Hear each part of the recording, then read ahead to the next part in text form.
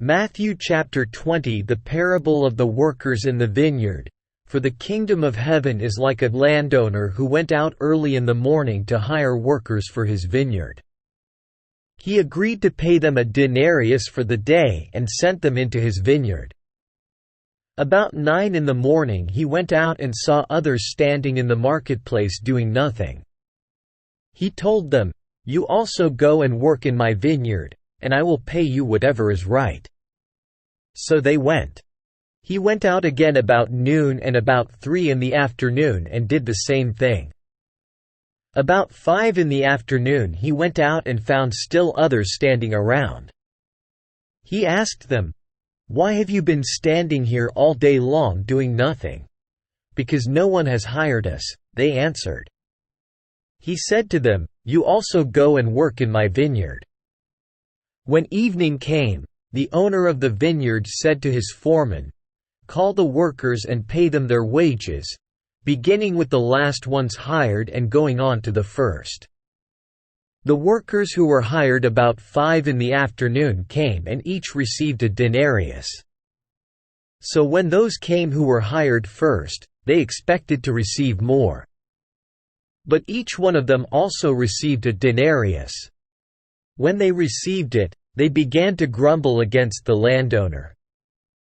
"These who were hired last worked only 1 hour," they said, "and you have made them equal to us who have borne the burden of the work and the heat of the day." But he answered one of them, "I am not being unfair to you, friend. Didn't you agree to work for a denarius? Take your pay and go. I want to give the one who was hired last the same as I gave you. Don't I have the right to do what I want with my own money? Or are you envious because I am generous? So the last will be first, and the first will be last." Jesus predicts his death a third time. Now Jesus was going up to Jerusalem. On the way, he took the 12 aside and said to them, "We are going up to Jerusalem, and the Son of Man will be delivered over to the chief priests and the teachers of the law.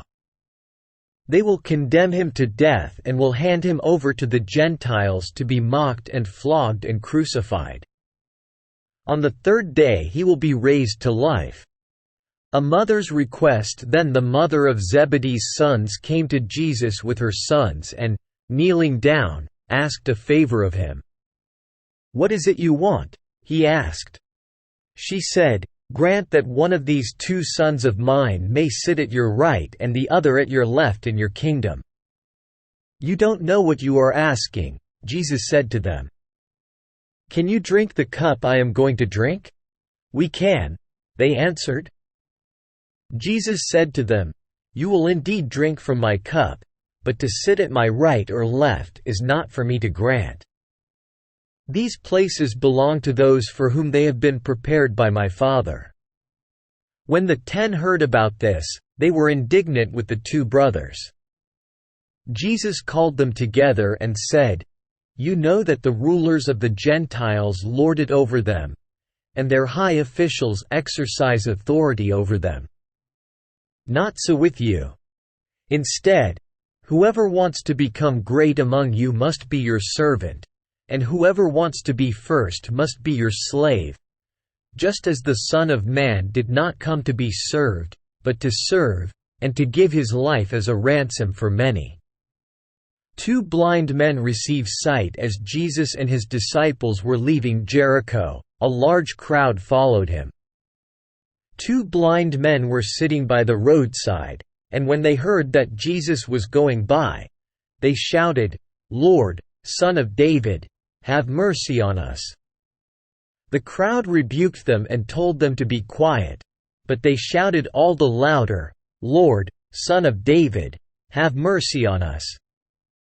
Jesus stopped and called them. "What do you want me to do for you?" he asked. "Lord," they answered, "we want our sight."